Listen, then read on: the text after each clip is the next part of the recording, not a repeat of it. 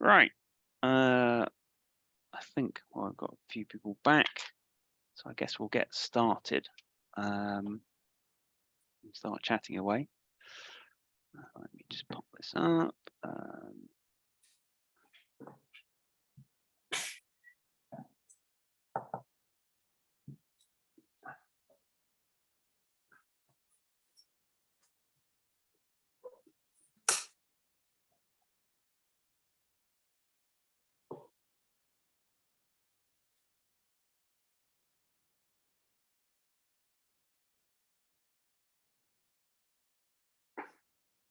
Right, so yeah, this evening we are going to talk about things you can do with your finished beer, how you can modify it, not just drinking it. I came up with a few things beforehand as to things we could discuss, specific subjects, but has anybody got anything else you could add to this? So I was thinking you've got things like sort of wood aging, and that can be all kinds of different things, which we'll go through.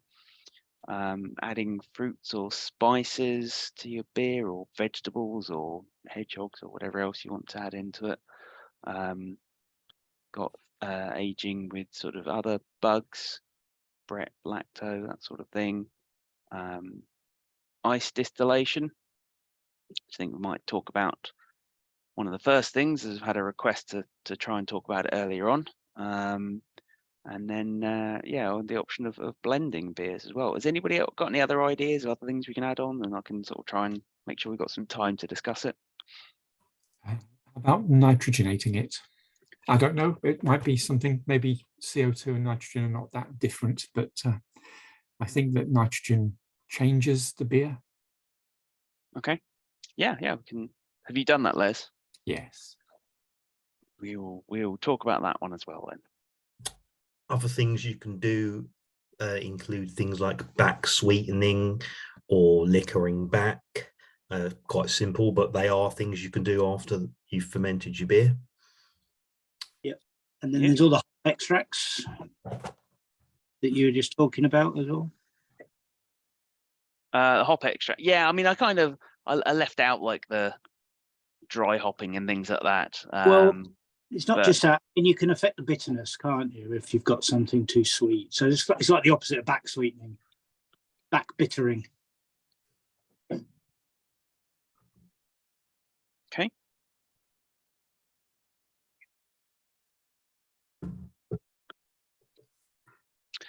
Okay. Yeah. I'll write those down. And any more?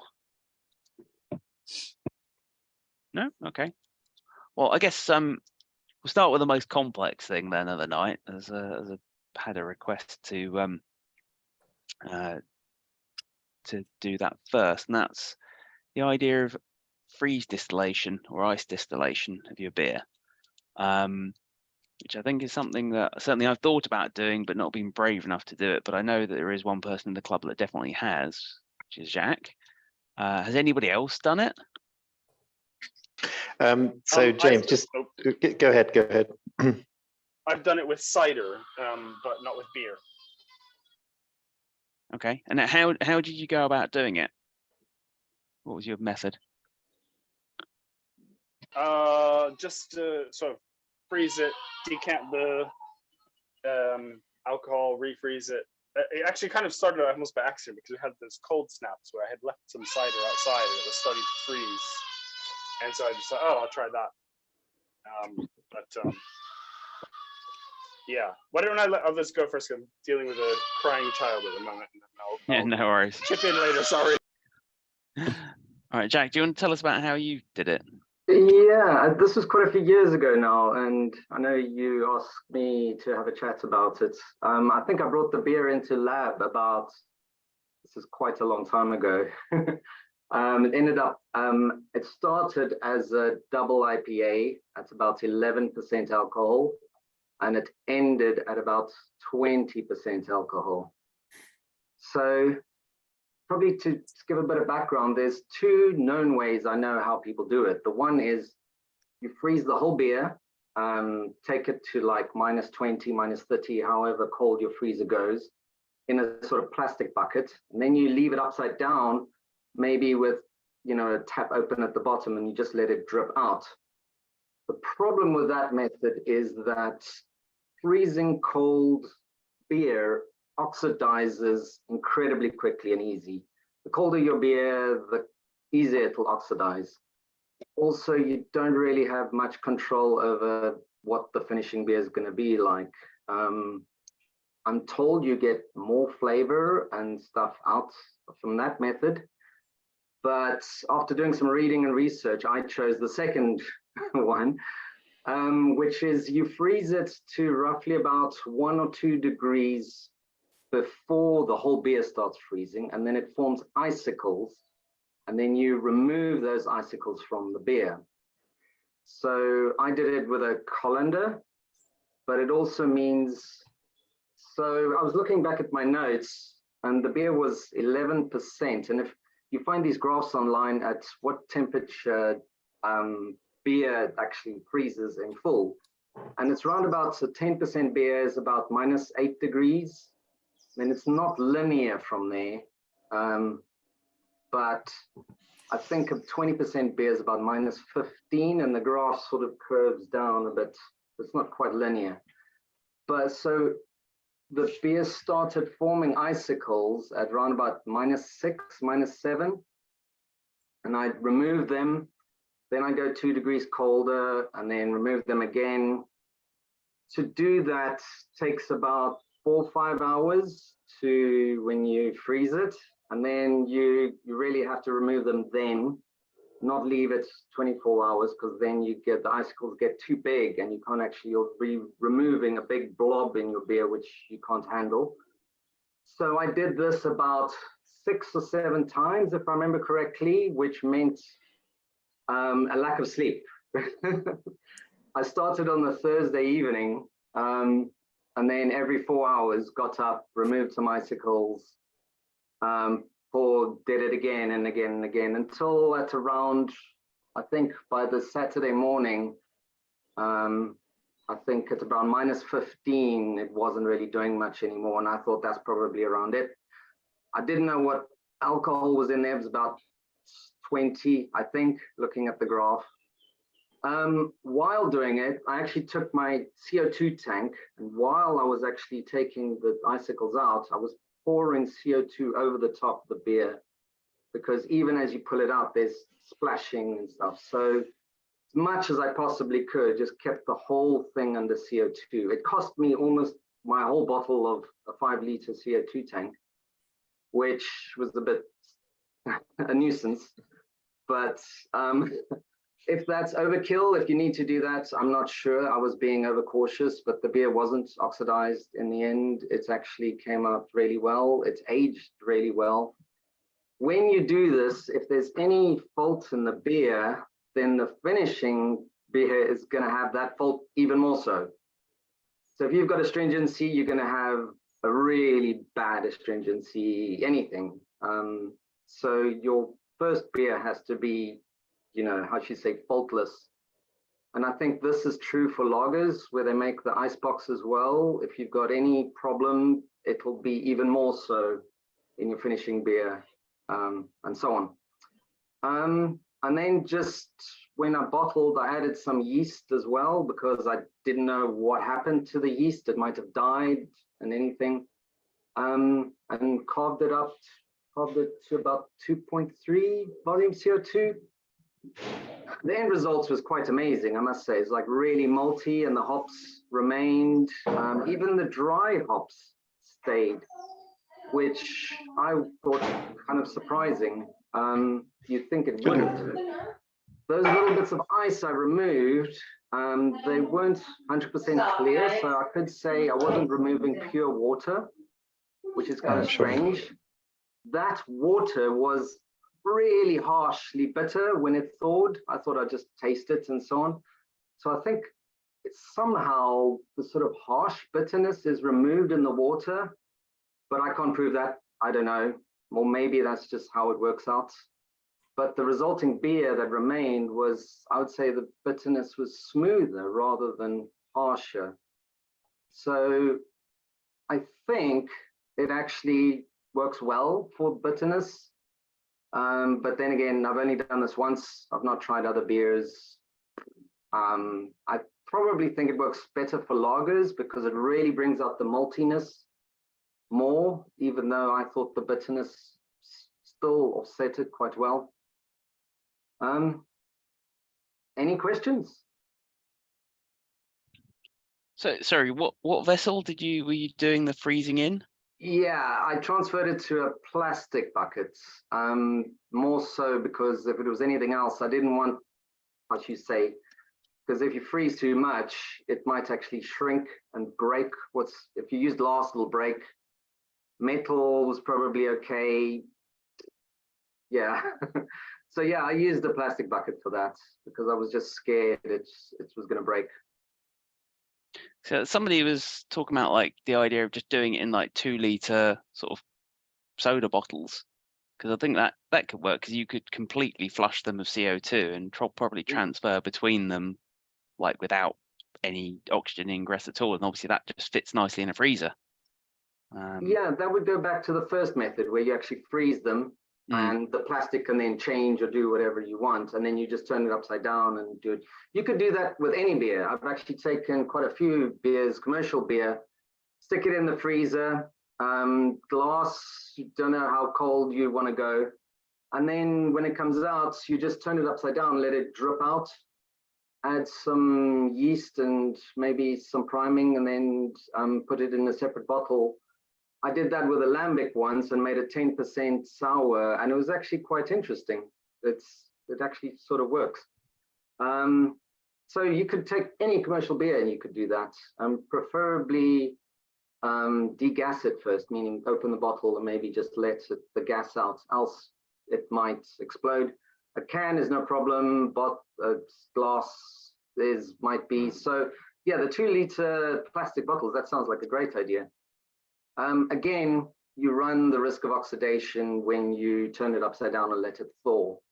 That I've heard people say it oxidizes, especially if you start with a low alcohol beer. I guess with like, if it's, you could put carbonation caps on them and then transfer it that way. Yeah, and if if you've you've got closed, yeah, totally, yeah. So I didn't think of that. Yeah, you might need a way of sort of bleeding the gas from one or whatever, but yeah, you could some kind of contraption. I'm sure it's not too hard to come out with, given that you only need to do a little bit, and you probably need like a whole bunch of 2-litre bottles to gradually distill it down to a single 2 litres. But yeah, most people go for half. So if you start with 2 litres, you end up with 1 litre, then your alcohol doubles roughly, assuming that you're only removing water. But yeah, there's one today. One I can do, and I just need to empty all the kegs out of my chest freezer and then give it a go. It's worth doing. It's great fun. Take any beer you have, especially have it in PET bottles, and just stick it in your freezer for a day. Take it out, turn it upside down, let it thaw out, and just drink whatever's at the bottom there. You'll find it's actually, some beers it doesn't work, others it's great. The cheap lagers end up being really, really bad. But if it's a nice IPA and stuff, it can be actually quite interesting. Yeah, I must say, I was lucky enough to sample the beer that Jacques brought in, and it was truly astonishing. I've never drunk anything like that in my life. The fact that it managed to sort of retain all its facets, but in like some just extremely concentrated form, and still seemed to be balanced at the end of it. It was really something else. I ended up getting excited about it and making a Facebook post, which I meant to put on one of the beer forums, but ended up putting it on my own page because I was drunk. Who would have thought? But yeah, it's I don't know whether Jacques thinks that all his sleepless time trying to make the beer was worth the effort, but it was certainly worth it from the point of view of someone who got to taste it. Yeah, if the beer was bad, I would probably have cursed it. But even with that, I'd said I'll never do it again, and I haven't since again. Mostly because it just takes up I use the same freezer, a temperature controlled freezer, to ferment in, so it just takes up too much space, and I can't make other beers while I'm doing it.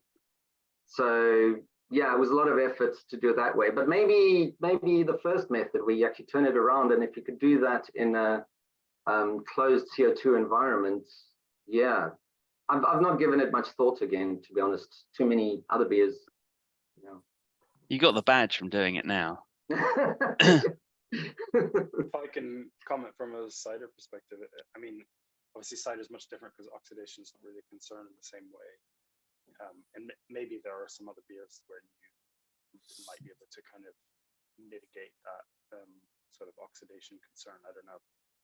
You guys know more about the different styles of beer, but basically he was doing this partly as a solution to the problem that, you know, basically with wild fermented cider, it's very difficult to get rid of the yeast within it. And so I was just finding like I would add sulfites or, you know, whatever, I just couldn't get rid of the yeast. And anytime I would try to back sweeten it just a bit, because the feedback I was getting is like too dry, like, you know, like trying to make something that other people would drink besides myself. And everybody was finding it too dry because every time I would, so it would just become over attenuated. So actually by getting it to about 14%, then the yeast wouldn't ferment it anymore, so that I could back sweeten it. And actually this is a product which is a traditional thing from the area I'm from in the US, in New England, Boston area, where it's called Applejack, which is basically a kind of almost like an ice wine for cider. And the kind of legend is people were leaving barrels out in the winter, and it would kind of part freeze, and then they would just, you know, pour off the bit that wasn't frozen. And that was effectively what I did. I mean, you know, we had these very cold periods this past winter, and I kind of, I mean, I used the ambient temperature outside to kind of do most of the work, and then I did chuck it in the freezer, and then turn it upside down in a plastic bottle until it ran clear. And then what's resulted is just a kind of very strong sort of, I think I ended up like 18% cider, probably 18 to 20%. I mean, that's sort of me calculating, assuming that yeah, all of the alcohol has run out, and then I was able to kind of back sweeten it to the taste, you know, and found it was a product that people kind of enjoyed more. Whereas I think, although I was willing to drink it, other people weren't as keen to drink this sort of scrumpy farmhouse, sort of very dry, very attenuated cider that I'd done in the first place. So it's interesting kind of solution to that problem for me. How it would apply to beer, I can't really comment. You guys are much more experienced on beer than I am. But I wonder whether there are certain types of beers where, you know, I was reading today about how like oats mitigate some of the effects of oxidation. I don't know, like maybe there's some sort of, you know, you could kind of develop a grain bill that wouldn't be so affected by the oxygen contact in that sort of situation.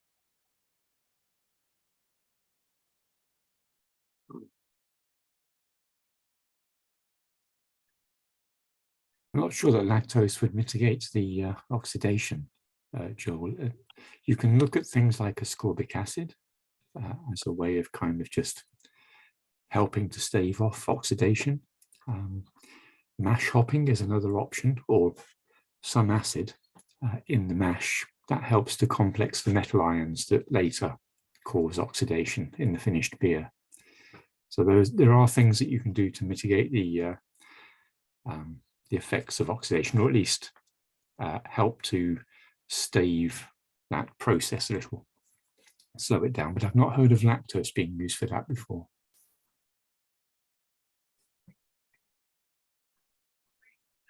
Yeah, no, I've tried sodium metabisulfite in a keg once. Yes. Very small amount, and what I learned from that is that if fermentation is not 100% complete done, and you remove the active yeast, the yeast will turn it into hydrogen sulfide, and you then have an egg beer.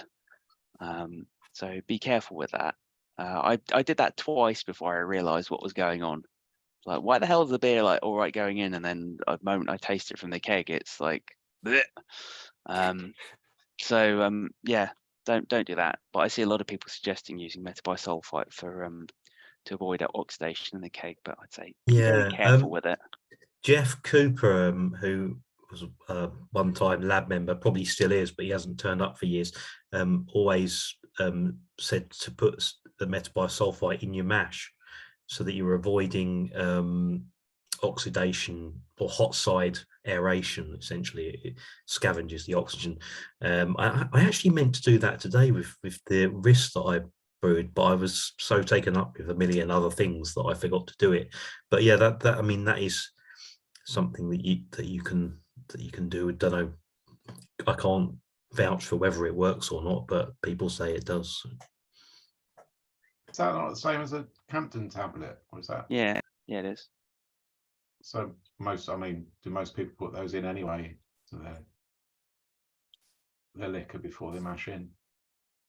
I think most people do. I would certainly recommend that people should, just to remove chlorine and chloramine from your water. Even if you have, by the way, even if you have a reverse osmosis filter, you should still use Camden or metabisulfite, because it doesn't remove it. Yeah, interestingly, on the slight aside there, I did try for a period, particularly when I was experimenting with the Pico a couple of years ago, deliberately brewing without using metabisulfite to remove chlorine, and I basically noticed no difference. So I've actually begun to think that it's a bit of a myth that chloramines from your water can cause off flavors.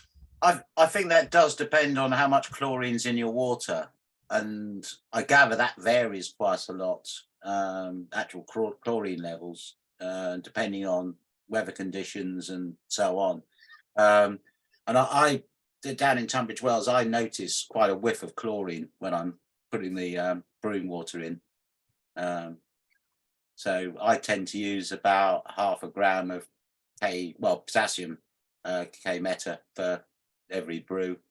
I would say on that I don't think it's a myth, but yes, I think that generally in the UK the level is low enough that it's not an issue. However, the effort to add metabisulfite when it's literally take a small pinch from a packet, drop it in the water, done, is so low that it's kind of, well, why take the chance? I mean, I've certainly never had a beer that is phenolic because of chlorine in water. It's chlorine rapidly and readily leaves the water, doesn't it? Chloramine doesn't. I don't think we use very much chloramine in the UK. I'm not sure. It depends. Some places do. I think Thames Water does. Okay. I once had a chlorophenol beer, and they said they added tap water after the boil because the OG was too high, and that had distinct chlorophenols. Because I actually think the boil actually removes some of the chlorine. Yeah. So it's just basically don't add tap water after the boil. Well, just leaving tap water to stand for 24 hours will remove most of your chlorine anyway. Yeah. So it depends as well whether you pour your water the night before or whether you're using it straight from the tap and so on. Yeah, it doesn't levels. Yeah, it doesn't remove chloramine. No, it doesn't. And generally, if you can smell it in your water, that's chloramine, not chlorine. Because it's a reaction with because chloramine is chlorine combined with ammonia. Yeah, which is why swimming pools smell the way they do. Yes, peeing in swimming pools. Yeah, yes. We diverge. Does anyone know, that is that effect. Does chloramine create more chlorophenols, or is it the same as chlorine? What's the sort of impact? Same. Yeah, I mean, it again. It's getting late. I don't know if the level. Generally, if it's high enough, it's because somebody's added in used cleaning agent or something like that that's got chlorine in it. So whether they use bleach or something like that, and then not rinsed it off properly, or otherwise it's an infection. But yeah. So just to to add there. So when I do my stovetop brews, I generally brew double strength mash, and I liquor it back after the boil, and I put tap water straight from the tap, untreated, into the wort, and it doesn't cause any problem. You got that crystal pure Croydon water. Yeah. From the rolling hills of Croydon. Sutton and East Surrey now. Oh, I Friends say that, Ken, are you just not sensitive to chlorine? I calculated how much sodium bisulfate you needed, and it was for my water, London water, and it was 0.25 grams for over 30 litres. So you need a tiny amount. And I thought the swimming pool thing was because they use bromine and not chlorine, because it doesn't evaporate so quick. But we're not talking about swimming pools. Well, we're not supposed to be talking about water treatment either, because we're talking about what you do to finished beer, not beer, not beforehand. I was actually going to do like another one of these on stuff to do before you brew. So we'll come back to that in a future meeting. Some people do add salts after, right? You can change it because it's all about your chloride sulfate ratio is all about your final thing. So you can actually change the profile of your beer by adding it. I don't think we mentioned that earlier, by adding a bit of. Well, yeah. You're suggesting, like, say, adding some salt to the finished beer because you wanted it more salty or something. You could add chloride, calcium chloride. But the calcium chloride and the Epsom and so on, you can do. Calcium chloride will readily dissolve, as will sodium chloride. I don't know about gypsum. Calcium probably got no hope, but certainly you can have calcium chloride and salt. If you forgot to adjust your water putting in, for example, you can put it in. You can do it then. Try a couple of flakes of calcium chloride in your coffee. I put some on my tongue. Don't do that. Don't know what drove me to do that, but I quickly get it off my tongue. It's quite exothermic. Like when I was reading the instructions for the incognito hop stuff yesterday, and it says, "Do not taste." I was like, well, that feels like a challenge to my manhood. There's a break halfway through. Definitely yeah, don't involve your manhood with it. I didn't do it. I've done. It's bitter. Very, very bitter. There's a theme. On away from freeze distillation, has anybody got any other questions specifically on that, or otherwise we can move on to say wood aging? Okay, yeah. So wood aging, barrel aging, whatever you want to call it. I guess on the homebrew scale, barrel aging is a little bit trickier because of the size of the barrel you'd need to fill. But you can get different things from it, from either the wood character, the spirit that's been in the barrel, or potentially other stuff. And I think it's an interesting area for me because there's lots of different kinds of wood you can actually use. I've seen people not just using oak, but stuff like cedar as well. And then there's the other areas of things like, should the barrel be charred or not? So, for example, bourbon is made purely in virgin oak barrels that have been blackened on the inside, like completely charred. So you're not getting so much of the wood from there, but the charred wood kind of thing. So Lee's done quite a bit of wood aging with stuff. Lee, do you want to tell us a bit about how you normally do it, or other experiments you've done with it?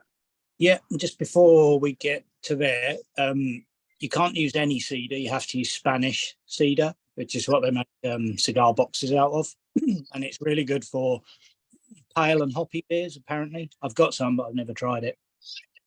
But yeah, there's all sorts of wood products you can get, from barrels to things with different surface areas. You can get very fine wood chips. I think the malt millers sell them. I like the cubes, 1 centimeter cubes, because they're reproducible. In America, they're spirals and honeycomb type things, just to increase the surface area. A lot of them were designed to refresh wine barrels. and can be quite expensive. But all I like the 1 centimetre cubes because they're reproducible from time to time, and depending on that surface area, depends how much penetration you get. So I think the chips are done in a couple of days. Wood, the 1 centimetre cubes take 2 or 3 weeks to fully extract. A barrel can be even longer. I do think you get a different flavour when you age things for a bit longer, even the cubes. What I tend to get out quite quickly is vanillin. The lignin in wood breaks down to vanillin, which is really sweet and is the main thing in vanilla. Takes a little bit more time to start getting the oaky wood feel. And yeah, I just bung some, sanitize them and put them in a keg at the time of kegging. And I generally will oak half of a batch of any beer I make, particularly the darker ones, and just leave them until I'm happy that it's oaked. Often that's after I've finished drinking it, or if it starts getting really oaky, you can just rack it off when it's done and put it somewhere else and do that. I've got a couple of oak spirals, which I also use. I tried to make like a London porter that had Brett and oak character, like maybe if I oaked it in a vat years ago. They're also good vehicles for some bugs like Brett, so you can whip that out afterwards and dry it off, and the Brett is well within the wood, and then you can just pop that something else to get the Brett. I'm not a Brett expert, but that's what I'm told we can do, so I've got some of that. But yeah, just rack some onto wood chips or wood oak and oak till you're happy. Have you got kind of a dosing rate for your cubes per litre? Yeah, well, roughly 1 gram a litre I use of cubes. Yeah. It depends on the beer, if it's strong, if it's how much the oak's been toasted. But that's a good area to start with, and then you can tweak that to what you like. You can always rack if you think you've extracted all the oak, you can always rack it into another keg with some more oak in, right? And keep going. It's probably easier to do that way rather than make something too oaky. Although I say that the other day I made something that was really, really oaky, and I was blending with that. That wasn't that good by itself, but it was fine as a third mix with any other beer. And I'm kind of tempted to make a pretty bland beer and then oak the hell out of it and just have that on tap as a add oak at will blend, actually. And do you reuse the cubes, or is it a once only thing? I don't know. I think no, they're pretty cheap. So no.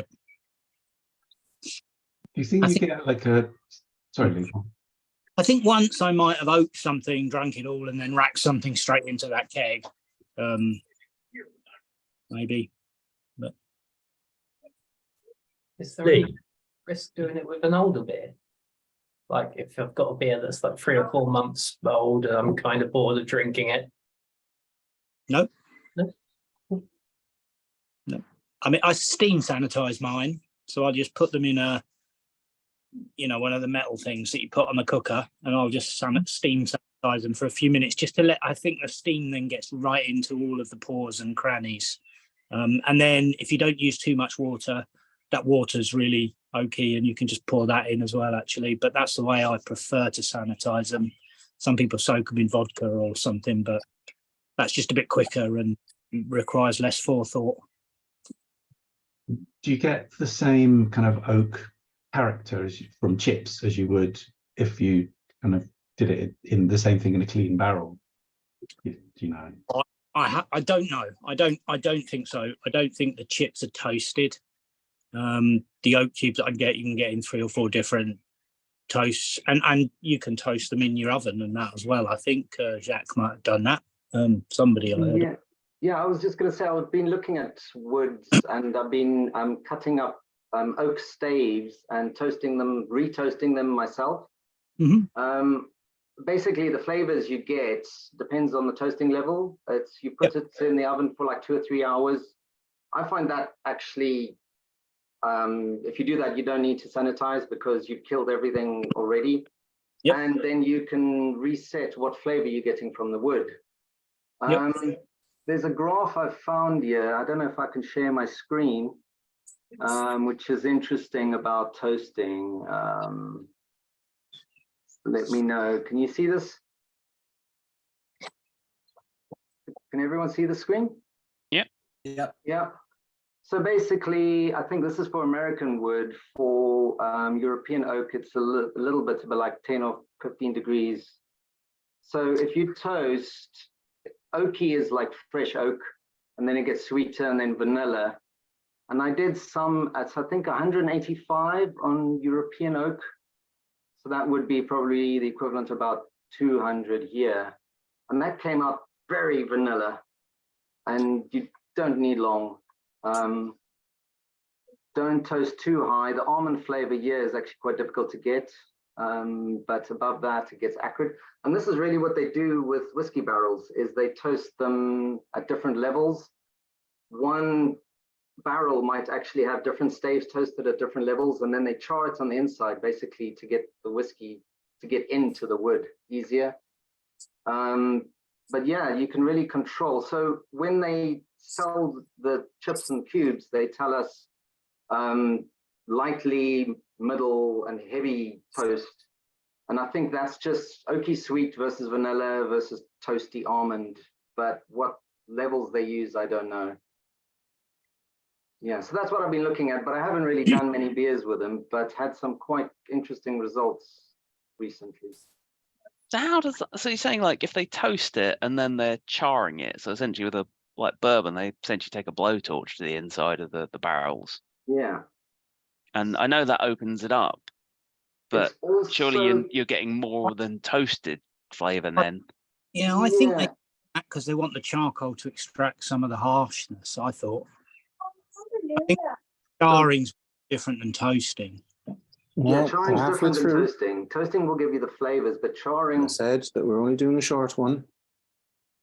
Sorry. If this is a long one, you can watch the second half of it tomorrow. You're not on mute, Rich. That's all right. Sorry, where was I? I think you do quite a few things when you char. One of them is high alcohol with whiskey reacts with wood and creates what they call lactol. Lactol is basically the taste of rum, and that you get in rum and whiskey a lot. You can also get that by boiling sugar at like 160 degrees and you also get these tastes of rum, which we get in some of the darker malts as well. But that's why they do it with high alcohol. With lower alcohol, I'm not too sure if you're getting much of a benefit rather than the beer getting into. But that said, I think there's other things happening with charring that you don't get. So most of the charring, I think, is about high alcohol exposure to wood rather than beer. But I might be wrong. I don't know actually what it does to beer. It's like obviously you get a lot of bourbon barrel aged beers, so obviously they're extracting the bourbon. I don't know how much wood you get out of that though. So the bourbon flavor is created in the wood when it was exposed to the actual bourbon, and you're just extracting it. You're not creating the lactol bourbon flavors through the exposure. Yeah, I kind of think if you want to have a bourbon barrel type flavor, oak it till you're happy, and then add some bourbon. Just add it in the glass. Why go to all that hassle? I've got some examples. Just if people want to, I don't know if you can see, but that one, this one is a light, and that one's a toast. So you can see. Can you see that? Yeah. It's reflected a little bit, but you can see different levels. This is wood chip compared to the cubes, so you can see it's pretty. There's a mix of particle sizes, but they vary within themselves. So that's cherry wood, and that's acacia, both to the same type of oak. I don't know if you can. Yeah, and Spanish cedar looks like that. Quite light. I'm keen to try the cedar IPA at some point. Need to find someone who makes their own cigar boxes. That's what I do. they do something similar with Retsina. Retsina is a Greek white wine, which is aged in cedar, right? Because it has that piney, resiny flavor. Yeah, and I think that's raw barrel, isn't it? I don't think that's toasted, if I remember rightly. It's quite.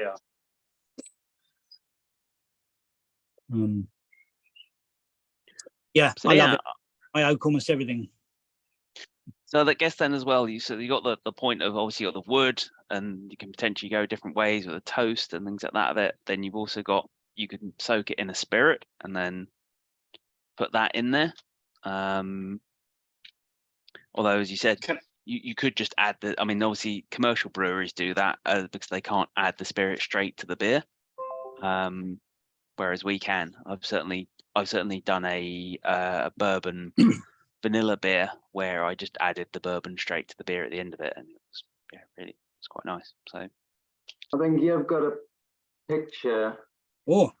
So that is a piece of stave from a barrel, which I then chopped up. Then I toasted it to 185, and then I charred it. And I just took like when you take a creme brulee and you just burn it. And I don't know if you can see, you get this sort of crocodile skin. Yeah, that's what you're looking for. And it's quick. It just takes like a minute, and you just burn it once, and then just let it cool. It's sanitized, ready to go in the beer directly after that.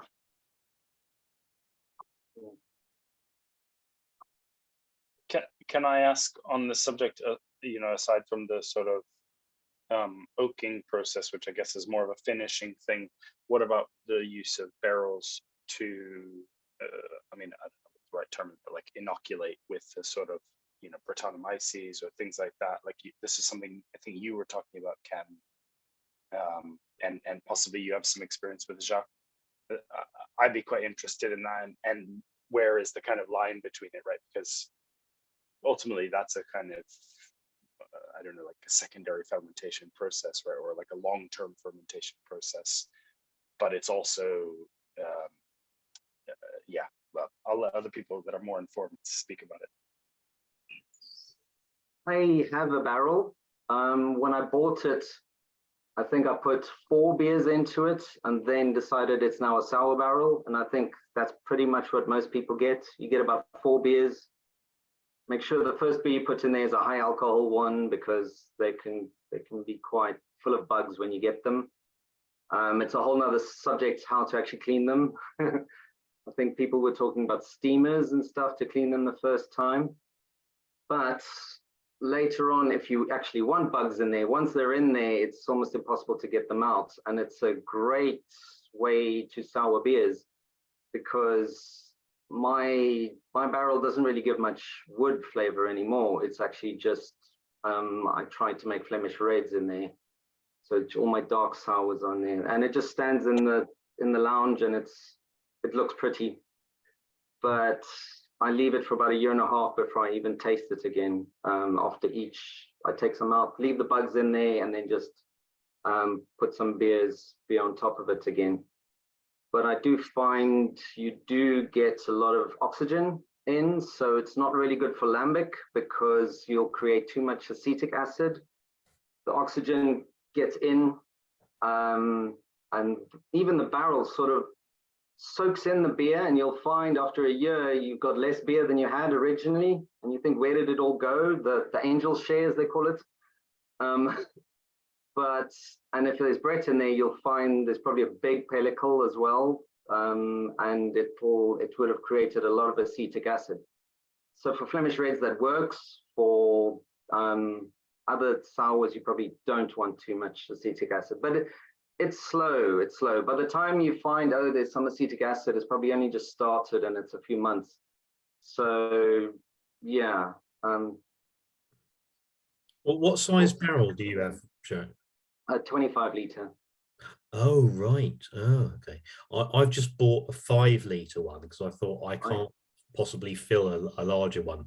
So I'm just really sort of taking a sort of a jump into the deep end, really. Obviously, with the much smaller one, you've got a much bigger surface area contact wise with a smaller amount of beer. So probably the longest time I'm be able to leave a beer in there, it wouldn't be much longer than a couple of weeks before. Certainly at the start, the oak flavors I should imagine will sort of dominate. But I presume it gets to a stage where the barrel sort of becomes almost neutral. And my sort of plan for it was with the perpetual old ale old ale project that we're doing was to essentially leave the bugs from that in the barrel, get it to a state where I can just leave them in there, and then anything that needs inoculation with that culture can just go and spend a few days in the barrel, and then you can pull it out again and blend it or whatever. I don't know who was involved with Rich Lock's barrel aging project when he went through about 4. God, this must be about 10 years old or something now. But it's a really good project if you are geographically local, like we're not, or you have a long-term home, which we now have, right? So we should all try and talk, get one put into lab, and then all go and fill it up with a RIS or something and leave it a year. It's quite a good club project, right? How big a barrel are you thinking, Lee? I don't know. Depends how big a barrel someone would store. Yeah, I guess something 50, 100 litres, something like that would quite easily fill, right? You can make 5 people making 20 litres. You'd get 100 litres in there, and like you say, some for the angel share that you can top up. Yeah, and then like you say, they look good, right? So, and don't leave them outside, they say, because in the rain and the temperature difference, it'll start leaking a lot quicker.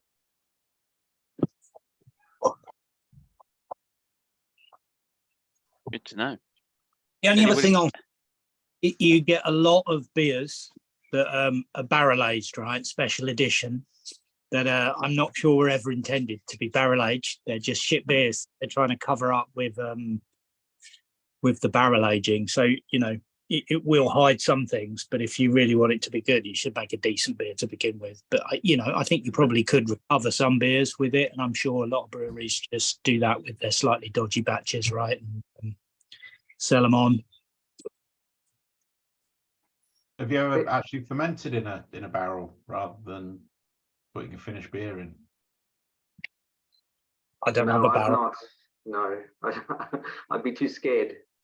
But well, also then you get all the the krausen and everything stuck in there, and how do you get that out? So it would be a mess, wouldn't it? Yeah.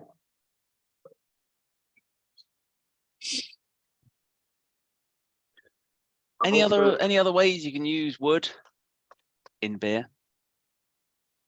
An interesting thing is I've heard of people, they put wood in in primary, so you actually put the wood in while you rack in before you ferment. That's most of the wood aroma actually dissipates off when you do that, and I've found that as well. And it's interesting, if you just want wood flavor without the aroma, then you put it in primary. It's an interesting thing.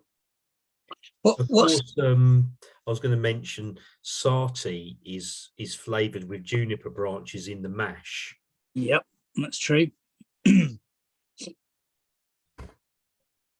Which is similar to a spruce beer. Spruce IPA is a style in America. I don't know, it's like a sort of northwestern style. I think I've been wanting to try that, but no, I'm not sure what the base beer I should do for that.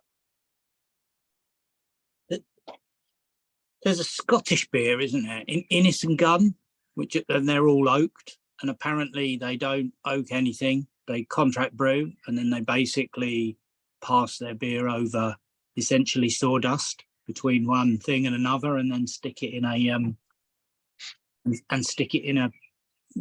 a bottle straight away. So it's all to do with that particle size, I guess, of what you're passing it through and how long you hold it in there.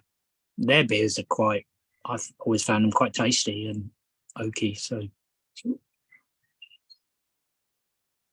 there's another Scottish brewery, Harveston, that make Oladub. And Yep. I found over the years that the wood flavors have changed a lot. And I think it's just they can't find the quality barrels they used to. I used to love the Oladub 12. Now I think it's just not what it used to be. Why? I think the quality of the wood really matters. I guess in that respect, it's no different to the quality of any of the other ingredients, because ultimately you're going to put beer in wood. Wood becomes one of your ingredients.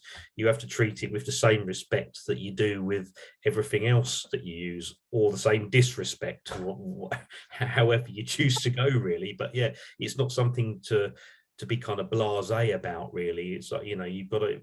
It's one thing that I'm thinking about is I'm going to do this. I'm going to have to do it properly and research what I need to do to make sure I get the best out of it, rather than just throw in a beer in and see what happens. Because that's just, you end up just wasting your time, wasting your ingredients, and wasting your money, don't you?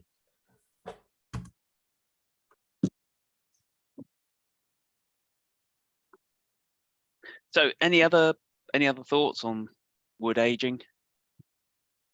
Nope. Okay. So what about adding things like fruit, spices, vegetables, whatever else you fancy into the beer afterwards? Certainly I've done in the past, adding some sort of raspberry puree to a beer, and that worked very quickly. Raspberries are a very strong flavour. Strawberries not so strong, and I've never had a strawberry beer that actually tastes of strawberries. What have other people done in terms of adding stuff like that to their beer? Is there anything else you've added it sort of afterwards that's worked out well?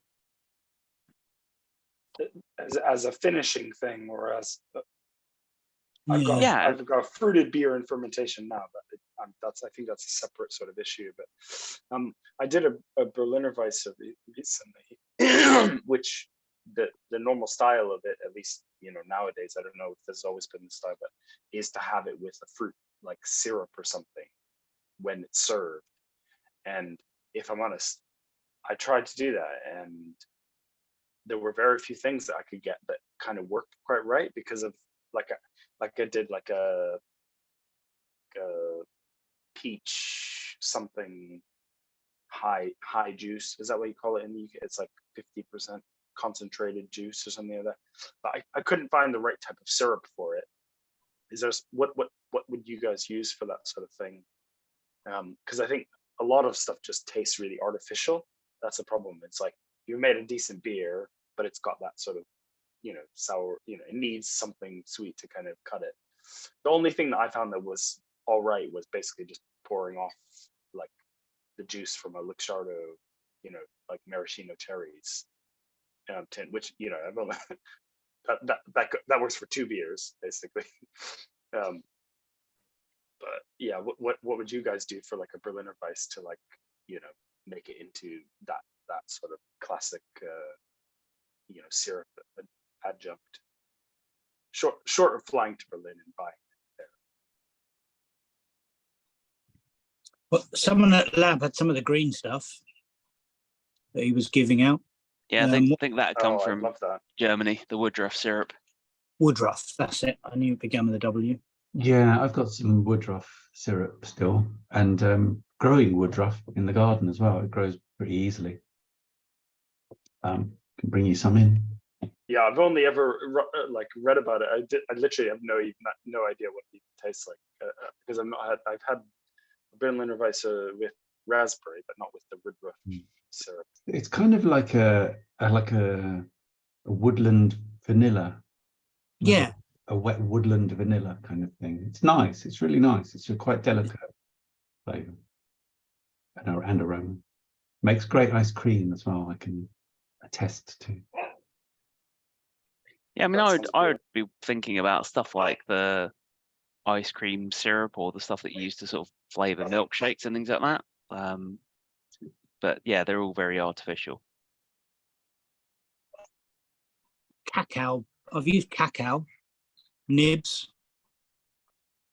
I don't think it was that successful, but In a Berliner Weiss. no, sorry. I just thought you were talking about random stuff to add at the end, spices. Yeah, but yeah. I did not that as tried it. well, actually. Now that you mentioned it, I've got the Munich Dunkel, which I did a cacao nib tincture that I added at the end. I actually gave a bottle to Manmahan. I don't think he's here. Is he on the call? Tinctures good, actually. That's how I've done my Christmas beers, is made tinctures and then added it to the bottle or to the glass even, so that you're not making 30 litres of something that's spicy that you're bored of pretty quick. And then you can just add it as you feel.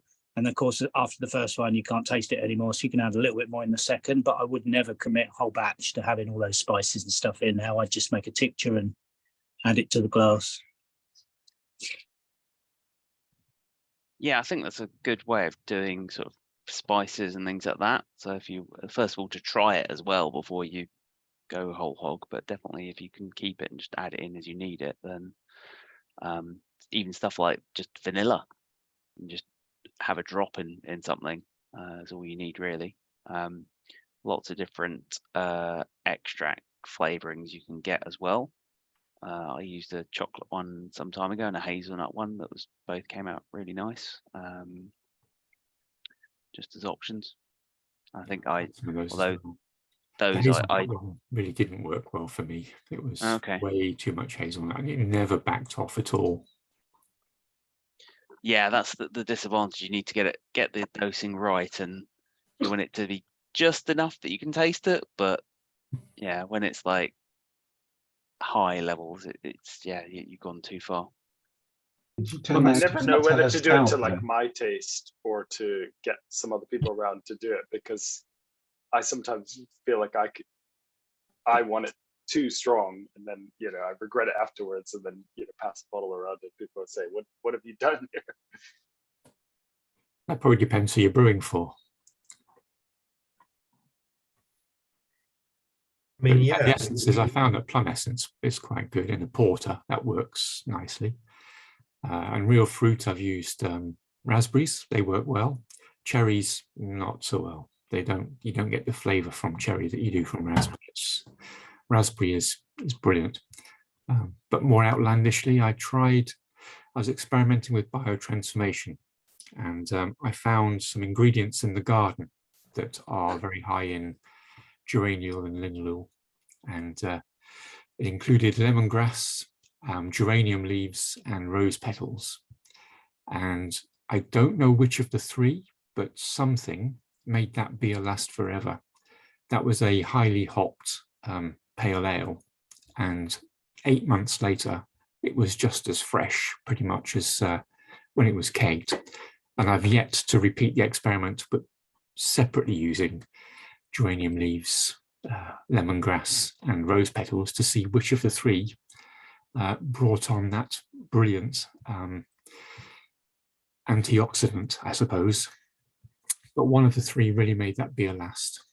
That's very interesting, actually. That's very interesting. I mean, I would have thought that lemongrass would have, sort of brought upon, it's quite strong, isn't it? Lemongrass, and I would have thought it would have sort of taken over a beer, but no, I used 4 lemongrass stalks, chopped them finely with a knife, put them into the fermenter with the wort and the yeast. So it was on day 0 of fermentation, and it stayed in there together with the rose petals and the geranium leaves until I racked it off. Didn't taste of lemongrass, but the beer really lasted well afterwards. Did it taste of or smell of the rose and the geranium? No, that failed, because that was the whole objective was to try and really boost that kind of citrus flavor that you get from these things. And it really didn't work, but the antioxidant thing came as a surprise to me. That was a surprise discovery, but I haven't quite got to the end of that journey. And so I've just looked up lemongrass and just said qualities, and it says it's prevent the growth of bacteria, It is a good antioxidant. Yeah, yeah. So that's probably the main one, maybe. You added that in the fermenter though, Les, right? Not after fermentation. That's right. Towards the end, is that right, for biotransformation? I put it in from day 0 of fermentation. So on the day I put the wort into the fermenting bucket with the yeast, I had put in the chopped up ingredients at the same time, and then poured the wort over the top, yeast in, put it away. Because I was trying to get the biotransformation, so I needed it to be through the main fermentation. Didn't get the flavour or aroma particularly, but I got the length, the lifetime. And how much was it? What kind of geranium leaf was it? And rose petal. And how much did you put in? I mean, in case anyone else wants to give that away.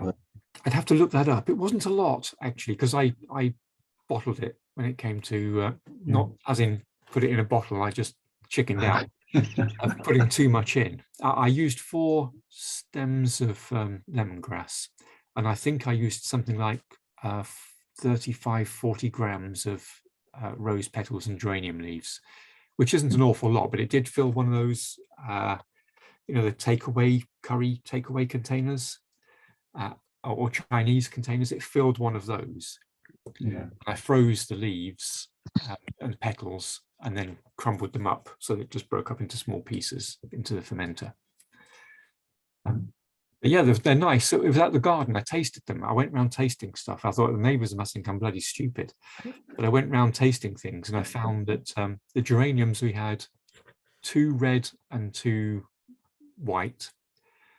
One of the, I think it was the red ones, tasted good, but the other red one tasted really bitter, and so did the 2 white ones. But one red one tasted quite nice, and that's the one I used. But you have to taste the leaves on each plant to decide which one to use. nice. And it was as fresh and as hoppy at the 8 Yes, it was. Yes, it was. It was very. It was still really doing well in competitions after 8 months. Very good. And rose petals became a bit of a revelation for me. I didn't realise that the rose petals tasted so good. One of them tasted orangey, the other one tasted appley. We had 2 different varieties of rose. But the petals are really fresh, really crisp. Didn't taste at all fibrous. They weren't at all fibrous and didn't taste bitter at all. Really nice to use in salads. So a little culinary tip. Very good. We've gone off piece now. Later episode. Yeah. a kind of food pairing. Yes. All kind of, yeah. But, it's back on piece then. So we talked about spices and fruits and stuff. Has anyone used liquid smoke? I quite like smoked beers. Has anyone tried that stuff in anything? Is that a possibility? Actually, I did once. Yeah, I made. It's a shame Lukasz isn't on because he absolutely hates this story. I made a Grodzicki that came out with absolutely no smoke flavor whatsoever. Yeah. Well, I got some of this.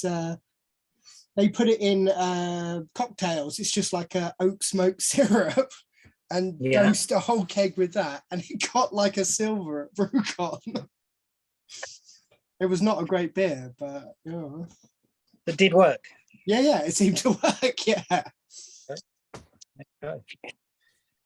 Yeah, if the barrel doesn't cover up your faults, you can just add some of that as well, and totally hot. Yeah. It came out at the end, and you're like, "There's absolutely no smoke flavour in the malt at all." But yeah, I remember that year.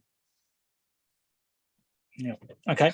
Could we talk about sanitation? Because I've used lots of fruit in mixed ferment beers with Brett, and then I'm not really that bothered about sanitation. But let's say if you've got a whole fruit, how would you go about sanitizing them? I've frozen them, and that they say works well to sort of break the cell walls, but I wouldn't be convinced that that has sanitized the fruit. What has worked? What hasn't worked? Cocoa nibs as well. I find them a cesspit of bugs. I've had bottle bombs from using cocoa nibs. And I find it's a problem. You steam it or you do what with it, but It's always a problem for me whenever you add anything to beer. If we take the raspberries, what did you do to make sure they were sanitized? Liz or James? When I used raspberry, I used an aseptically packaged raspberry puree to avoid that problem entirely. The only negative with it is it came with sugar in it, which the packet said it was about 10% sugar. So I just calculated that as a kilo packet. So it was like, okay, 100 grams of sugar I'm adding in. Just need to add that to sort of gravity adjustments and things like that. So that's the way I did it to make it easy. But yeah. Yeah, I did the same, but I found one that didn't have any sugar in it. It was just fruit, but it's the same principle. Because whole fruit will have sugar as well. So you get a yes, no additional sugar. So it had the whatever it was, 5% sugar that raspberry has or something, but no added sugar. I used raspberries. I used frozen raspberries in a sour, a Philly sour. So I just crossed my fingers that the sourness, the pH would kill anything, and the alcohol would kill anything. And that worked, but I'm not saying that was the cause of it working. But yeah, they were frozen. It was sour, and it had a bit of alcohol in it, and that seemed to do it, but not necessarily foolproof. When they make or when they do cider, they use like potassium sorbate. It doesn't sanitize it, but it like inhibits any like natural yeast on their apples. So I don't know if that would work. You sort of mix like metabisulfate and potassium sorbate. Yeah, you do that first, don't you, to kill off the yeast? Yeah. Pre-fermentation, not in the fermenter. Yeah. But apparently it limits any growth enough that the yeast that's already there can outcompete them. I've heard it's not good at killing bugs, but it will kill all the yeast. Yeah, yeah. Yeah.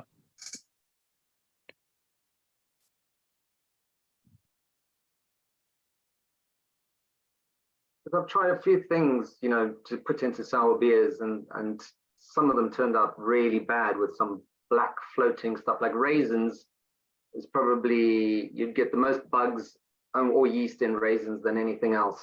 I'd love to be able to put raisins in beer, but there's just no way of sanitizing them. That explains why my old hour raisins was bloody awful, Jack. Yeah. I mean, I had this black stuff floating on the top, and no, that wasn't it. Could you just like soak them in alcohol or something like that first? And I'm asking, I don't know. I gave up.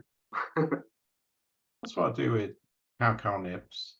If last stout I made, I put coffee and cow nibs in, and I just soak them for like a week in vodka, then pour the whole lot in. Yeah, and I've steamed cacao nibs. Okay. I suppose you could roast them, couldn't you, and then chuck them straight in. Be the other way.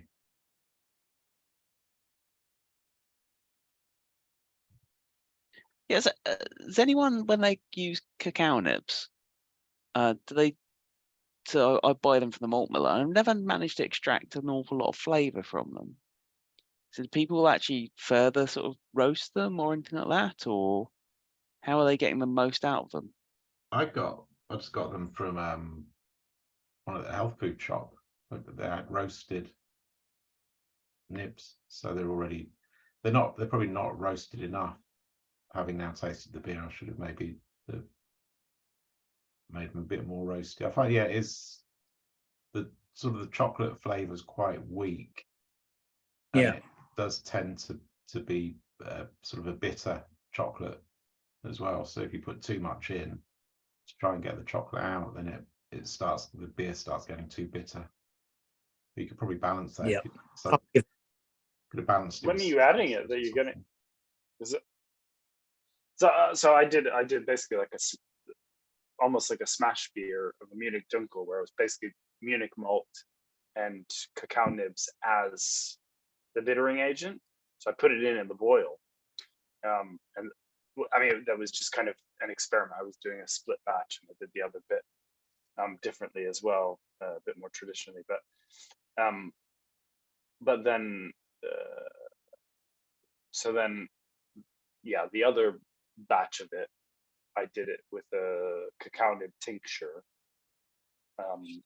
But then the grain bill had like some chocolate malt in it.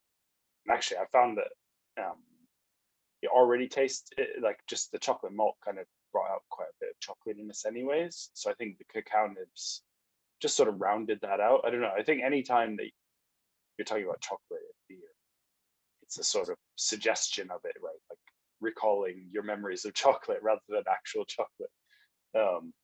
And so I think it's just like getting more of those notes.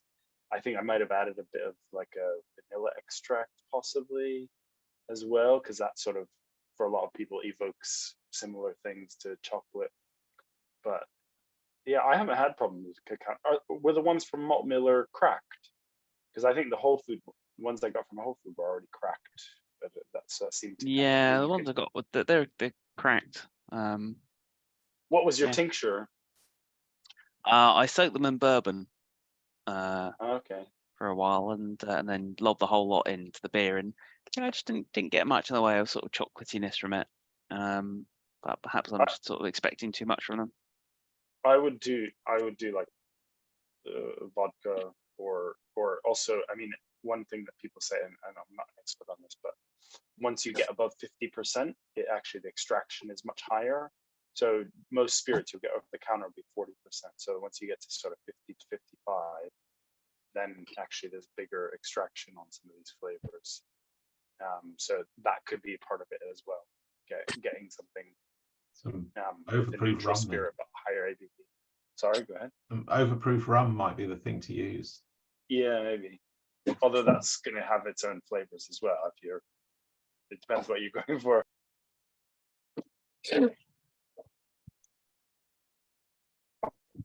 Did anyone mention coconut? No. No. Okay. Yeah, I've used coconut before. I years ago I made a coconut porter after tasting the Maui Brewing Company's coconut porter, and yes, and it's just a case of getting some desiccated coconut and toasting it in the oven for a certain period of time, and yeah, just adding it like a dry hop. There's you don't get any bugs or anything with it, because, you know, especially after you've toasted it in the oven. The only thing that I noticed with it is I think coconut's quite fatty, isn't it? And the tiny particulate matter basically makes its way into the beer, and after a while it creates like nucleation sites for carbonation. And as the beers got older, the bottled beers, they started to get quite active when you opened them. So it's definitely one that works, but I think if you use it, you probably want to drink the beer quite young if you're bottling it. But yeah, the recipe for that is up on our wiki. Presumably the oils in the coconut will kill any head or anything, do they? Yeah, you don't get much of a head, but yeah. So the older the beer, the worse the head became, and the more bicarbonated it became. Yeah, I know, but Bamforth goes on about oils and so on destroying heads in beer to the point of disliking facial hair. I don't know whether you've heard him banging on about people with facial hair spoiling their beer with the oils that they might put on their beards and so on. I'm pretty sure someone we knew was doing something with coconut to get rid of the oil first. But I can't remember whether they were soaking it in alcohol or something and then using, but somebody was doing something to try and get rid of the oil for that reason, but I can't remember what it is. It's just ringing a vague bell. They're just toasting it. Yeah, I mean, I think if you toast it, it's going to get rid of some of the fattiness, but it's never going to get rid of all of it. Right. Unless you burn it.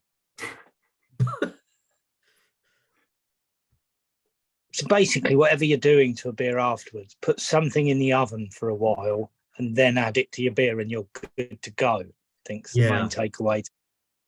In the oven or in alcohol for a long time. Would alcohol. Would randalizing fall into this category of finished beer? Has anyone done that? Has anyone done that? No. I've had some, but not done it myself. Yeah.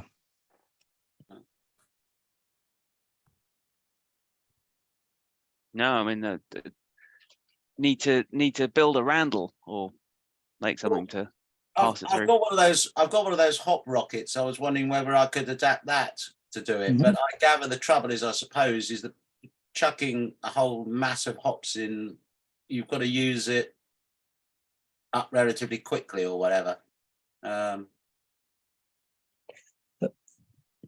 I was at a festival and they had one beer that went through 4 different randalizers. I think they had 2 different hops, and then there was some fruit in one and something else in the other. Yeah, I guess it's making one small enough that you're not putting loads and loads of beer in, right? That you could use for an evening or something. Might be a job. Maybe some adapted. I think you need a portable one that you can take to the pub and stick in your carding through. Oh, there you go. That's back to what Ken was saying earlier on. Just needed like a big 100ml syringe. Needed a pocket Randall. Yeah, the pocket Randall. Yeah, you could probably do it with a 1 litre pet bottle and one of those carb cap adapter things and a filter on a bit of silicone.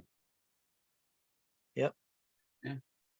I've got Kegland hot bong, which you can adapt to use as a Randall. And I've managed to source some really fine mesh filters to go in it as well. I haven't used it yet, but that's one of the plans. What? So you stick a gauze filter at either end of the hot bong? They're tri-clamp, aren't they? Tri-clamp, yeah. But because you've got 2 end entries and you've got a side entry, so what you can do is put a blanking plate on the one end entry, so it stands on its own, and then a disconnect onto the side entry and a disconnect onto the top exit, if you like, and that's got the mesh filter in it, so it goes through like that. Yeah.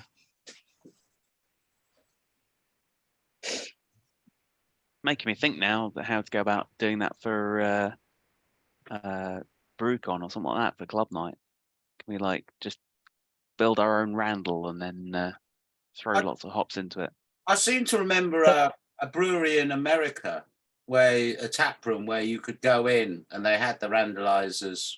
So you basically had a base beer that you Randalized to your own taste, so to speak.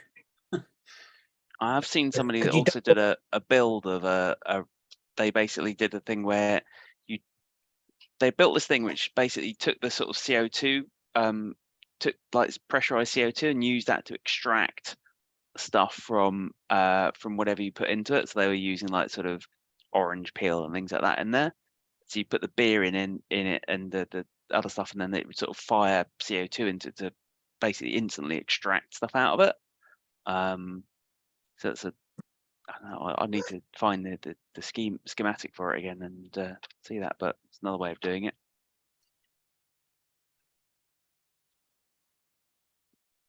The other finishing thing is keg hopping, which I've not tried yet, but I've got a recipe plan that has about 200 or 300 grams of hops that you just leave in the keg whilst you serve it until it's finished.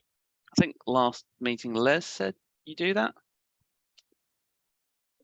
Yeah, I use keg hopping, not 200 grams. 50 grams is probably about the maximum that I've used. I don't know what the effects might be with 200 grams, but 50 grams is good. I'm just going to I do keg hopping all the time, actually, and I find that's the freshest hop flavor I can get. I've never managed to get that same aroma and flavor into a bottle, even if I bottle from the keg that's had kegged hopping in. It's a bit frustrating. I did 200 grams in a keg recently, all leaf hops. I find the leaf hops is better because the pellets, no matter what you do, some of it tends to drop to the bottom and then you end up with some of that in your beer.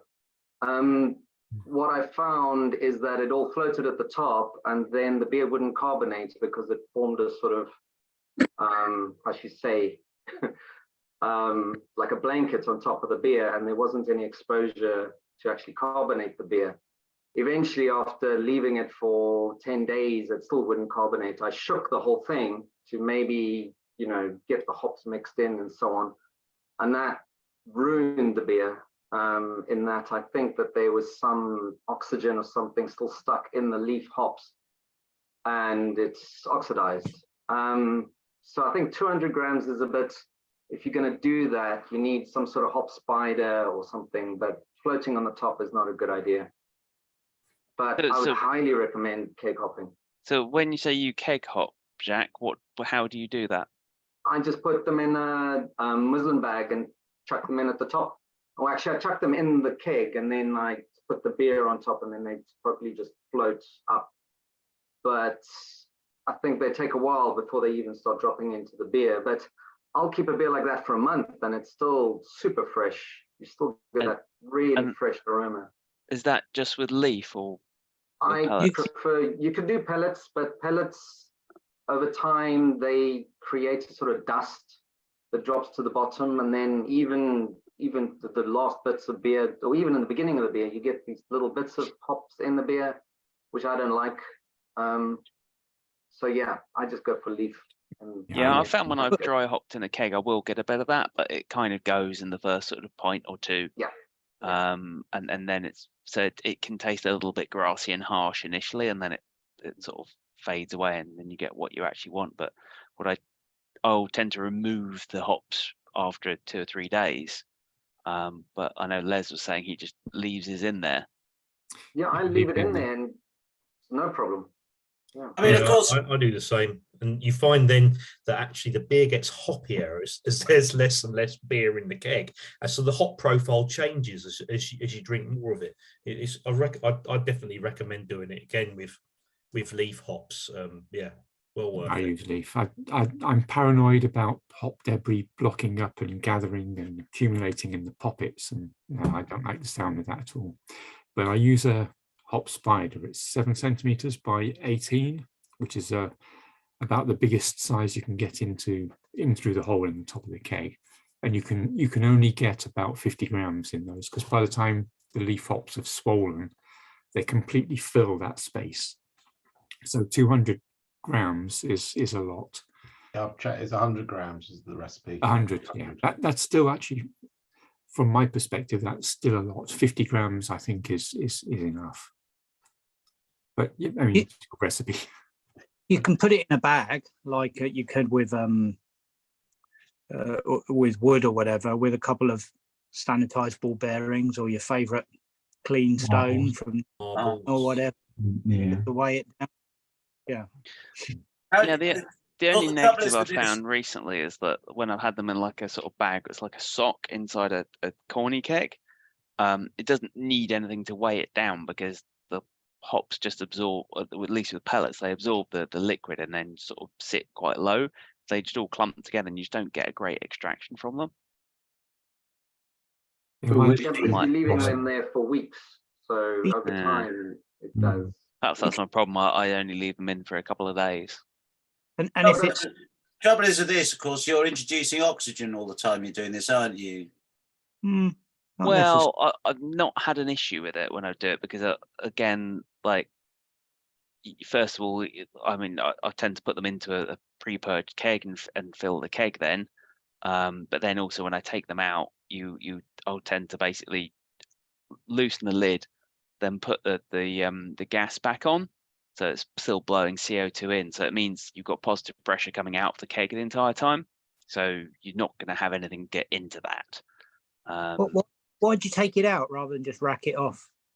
Yeah, I was going to say, of course, you could just rack it into another keg, couldn't you?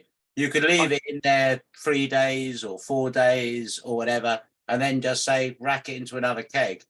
And you could shake the hell out during that time to get it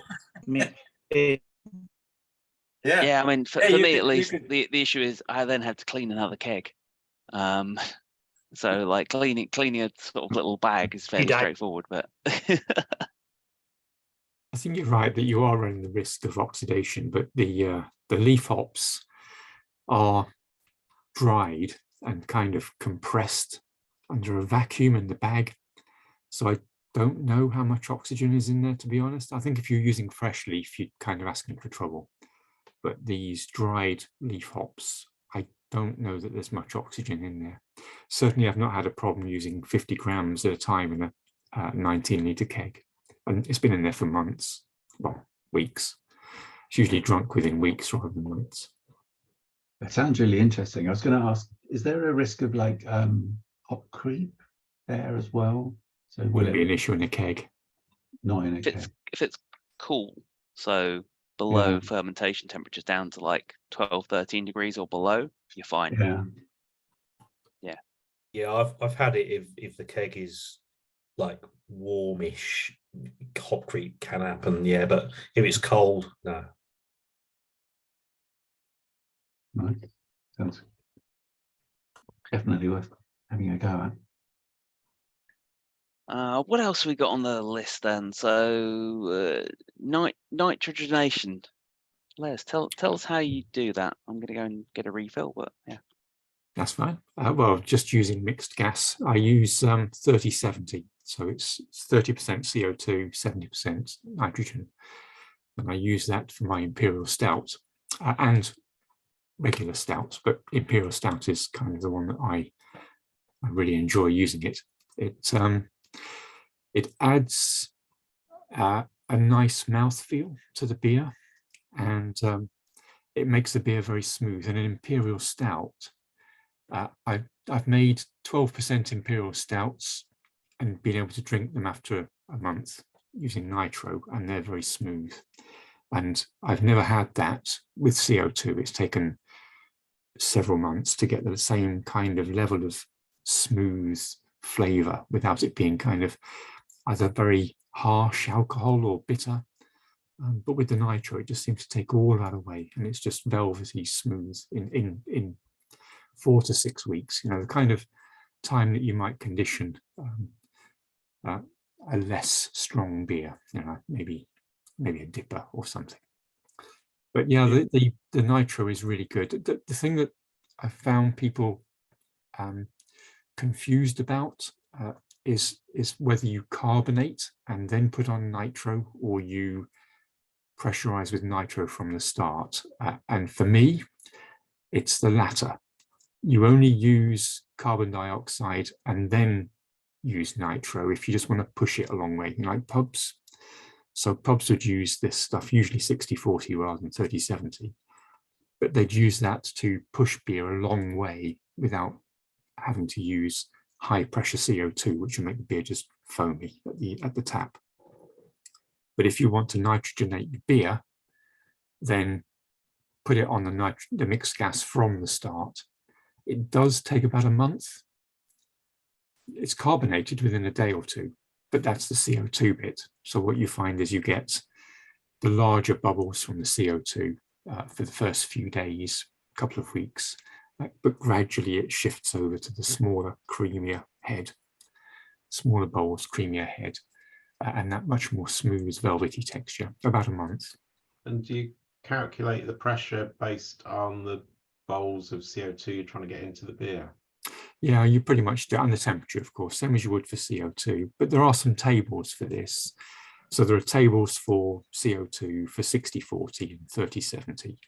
So if you're using 30-70 and you've got a stout, an imperial stout, that maybe you want something like 1.2 volumes, then you need about 40-45 psi of the mixed gas. Am I right in thinking that you're sorry, Jax? Are you right? Am I right in thinking that you're keeping that at about 14 degrees? Did you say, Les? Yeah, I do. That's right. Yeah. Yeah, because I've just done one, but I was getting it in there at like 3 degrees, so I'm guessing it's going in a bit quicker then. So mine Yes, was it would. probably, Yeah. probably about 2 weeks, and it was fine. Yes. I've probably got 2 questions. You've got a stout faucet with that, so you need Yes, I have. a separate tap. Okay, to get the smaller, make the bubbles pressurized small, and then when they come out of the tap, then they sort of explode. But the other one was the nitrogenate, as you call it. What is that exactly? Because I just thought nitrogen wasn't soluble in beer, but from what you're explaining, it seems the exposure to nitrogen does make it smoother. Yeah, nitrogen, it is soluble, but it's just not very soluble, which is why it needs much higher pressure and much longer time. It's not soluble in the way that CO2 is. CO2 just binds with the water molecules and no problem. You just have to see each other and you've got carbonated beer. But with nitrogen, you have to kind of get the nitrogen molecules into the liquid, kind of almost between the molecules of water. It's just forced in over pressure and time. But it does go in. Thing is, it doesn't really want to come out once it's in, which is where that stout spout comes in. Those little holes turbulate the beer. They also provide resistance because you've got 40 psi, 50 psi serving pressure. You don't want that in your glass because that's going to, well, you're going to get wet. But the little disc provides both resistance and it provides turbulence that kind of encourages the nitrogen to come out of the beer. And that's when you get that kind of cascading effect. That's the CO2 turbulence created. So you get little nitrogen bubbles and CO2 in there as well, which is kind of coming up quickly. That's where you get your kind of cascading effect from. And it's the nitrogen that stays on the surface in that very fine, creamy head. And you don't necessarily need a separate tap if you've got, like I've got an inter tap, and then you just buy the interchangeable nozzle. So you can unscrew the ordinary nozzle and screw a stout nozzle on. Yeah, that's what I've got. It's just a screw-on stout spout. It's just a slightly longer nozzle with the disc in it that's got the holes in. It just screws into your intertap or your Nuka tap. I think it's the same. It's the same stout spout. Actually fits both. Can I ask a question? Oh. So the one time where I've done a sort of darker beer that it was actually a Dunkel that had that sort of really fine bubbles, creamy head, everything like that. It was from pressure fermentation, and I didn't know why that happened. And it was sort of like probably the first, I don't know, 10 pints. It was so lovely. It was just this lovely sort of creamy, very fine bubbled head. But then I think once it kind of got back to the sort of pressure that it was, normal serving pressure, 15 psi or something, it kind of went back to what I would have expected. But why would pressure fermentation cause that? Because it sounds like it's a similar thing to what you're describing with the nitro. It kind of is. This is. I'm not sure that this stuff is agreed. I think there's still a big debate to be had about it because it's kind of you're having the you're raising the argument or debate about secondary fermentation versus pressure CO2, naturally fermented versus this kind of pressurized, forced carbonated, and theoretically maybe with the CO2 you're pushing the CO2 in the top. And it's having to diffuse through the beer, as opposed to secondary fermentation, where the tiniest little CO2 bubbles are being created throughout the beer by the yeast. Maybe this is a theory. I've got no idea whether there's any truth behind it because I just made it up. But trying to find my own answer to why I think secondary fermented carbonation is a bit creamier, a bit smoother. A bit more interesting. at is that the bubbles are produced throughout the beer and maybe in the smaller bubbles rather than big bubbles from the top. But it's theoretical. I've got no idea. But it works for me. Would using an aeration stone show that difference up? You know, if you used a stone, because some people use an aeration stone to force carb their beers. I've never used one, so I don't know. I've tried it a couple of times, just because I don't tend to force carb. So there was a couple of times when I needed to. So I did do that and wondered whether there was any difference by producing the bubbles through the stone at the bottom and forcing it through the beer, whether that made any difference to, in the same way, I suppose, that giving it a good old shake. You know, some people use the shake methods, whether that's actually doing something different to just leaving it with top pressure. Did you notice a difference between? I do it so rarely that I wouldn't be a good judge as to whether it, did any difference, because I very rarely force carb. I always naturally carb. So my personal theory on the whole finer carbonation thing is that actually lower carbonation is or lower level of total sort of CO2 in it leads to a finer carbonation, or at least you get less prickly because you just got less sort of less CO2 bite overall. So I think you end up with something that's a bit creamier and a bit smoother. Because from a physics point of view, there shouldn't be any difference if once you've got CO2 in it, it's going to come out. It's dissolved in the beer, and it's going to come out however it comes out. Shouldn't really get any difference in size of bubbles. I mean, you might get some issue depending upon the nucleation sites and things like that, but yeah, I've heard the thing before of you get finer carbonation from bottle conditioning than you do from a keg, but I've never seen it in action apart from when it's been sort of a lower level of carbonation, and that's again just down to how you end up with less CO2, so less CO2 bite, and so there's the perception of it being smoother and creamier because you don't have that acidity from the carbon dioxide in there. But so if you're force carbing, do people not notice a difference between doing it really quickly, say under a much higher pressure, rather than doing it over an extended period of time? I mean, is that not creating a difference? No. Right. I've done it both ways. I've done it very rapidly and slowly, and you get obviously like the only thing with a high level of carbonation, if you're sort of dialing it up to like 40-50 psi, you're very quickly putting a lot in there, and you might actually overshoot it quite easily. And then when you dial it back down to your serving pressure, that the pressure is then coming out bit by bit without you actually needing to top it up, so it gets back down to where you actually want it. But no, I've not seen any difference in between doing the different methods really. Les, have you ever tried bottling from the nitro keg for competitions and stuff, and how successful is that? Yes, I have.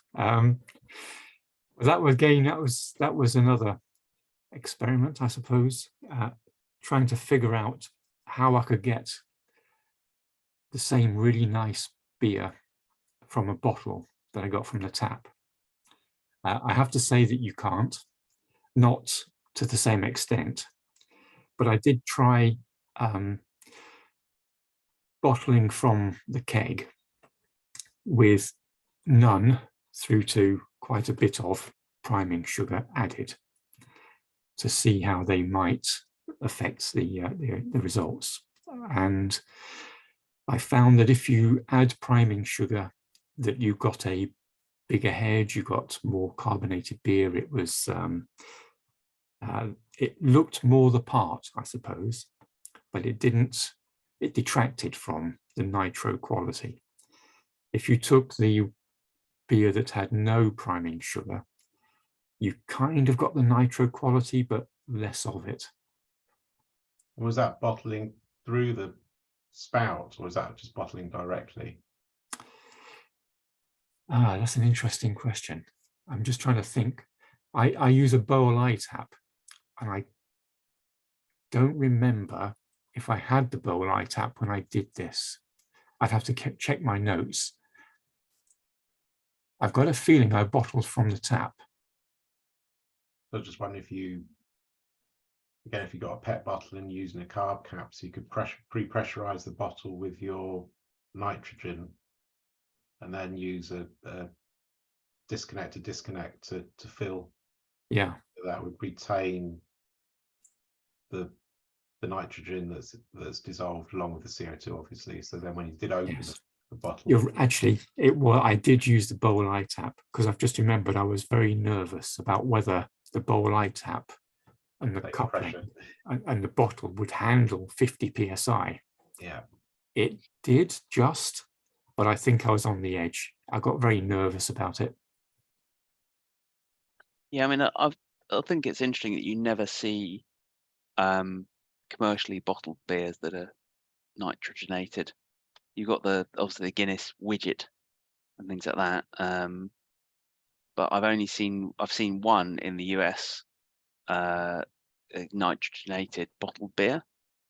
And the instructions on that are literally like upend the bottle into the glass to try and knock it out. Yeah, so but that's it. But I've not seen one in the UK, and so it's obviously difficult to achieve. I wonder if I did see a UK one. Oh, really? Yeah, I can't remember which one it was, but I did see a UK one. It just, it was not, I think it might have been that my daughter gave me one from her Beer 52 subscription, maybe. It wasn't a good beer, I have to say. It was okay, but it was not, you wouldn't have known it was nitrogenated at all. Yeah, I'm sure I've seen a canned one in the UK. There is a canned one. I think Brewdog do one, a nitro stout. Right, that makes sense. Siren as well, do it. Yeah. And Siren, yeah. But they're not as good as served from the tap. So if you've tried those, I would say they're not representative. Yeah, I think commercially they inject liquid nitrogen into the can. I think I've heard that. If they've got the equipment. Bit beyond homebrew. Bit beyond homebrew. Along with the centrifuge. Just need to keep your system down at minus 200 degrees, and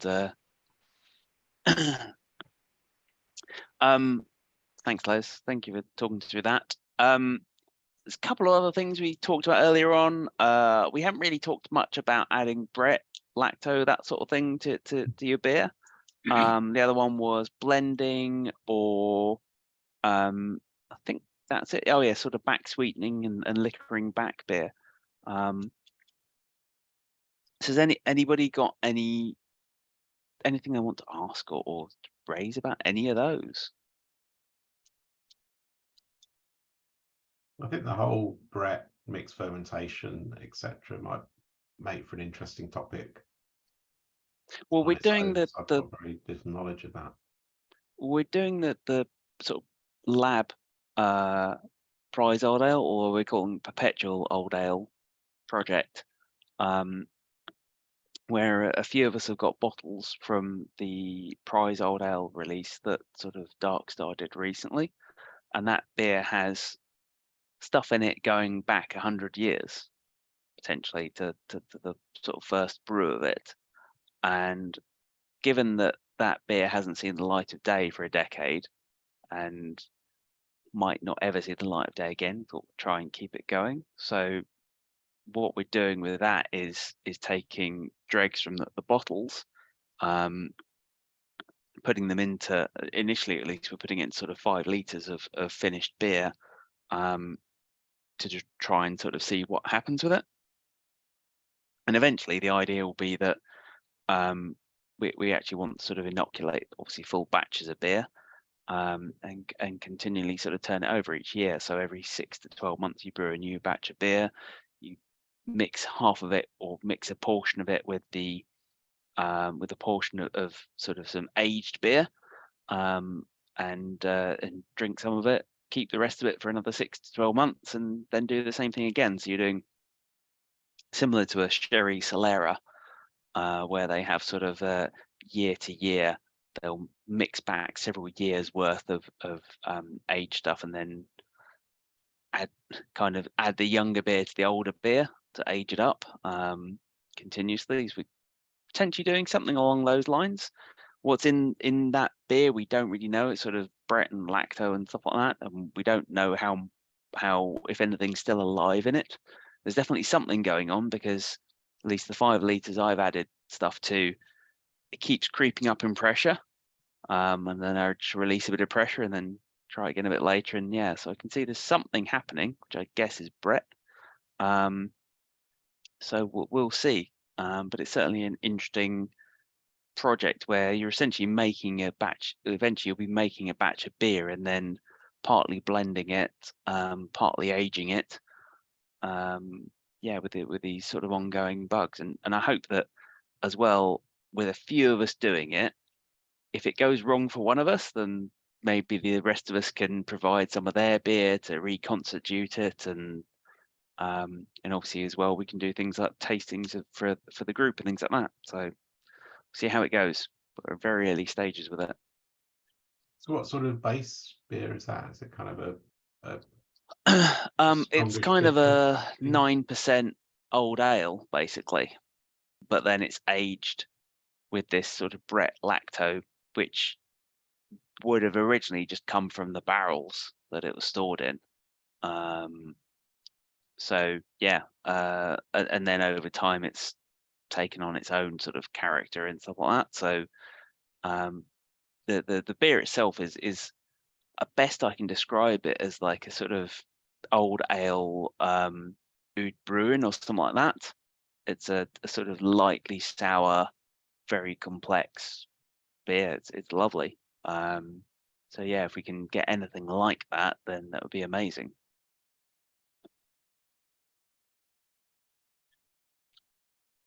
I'm really keen to not only participate in that, but also to kind of develop my palate around some of these more subtle sour and Brett flavors, just because I haven't been as exposed to it, mainly just because I'm too cheap to buy those expensive beers. But yeah, I'd be interested to have something where we, well, I mean, like do some of that sort of blending thing, like where, maybe a few people bring like, here's some things that I want to see, want to mix together, what are good combinations, that sort of thing, or even maybe multiple people bringing stuff. I don't know.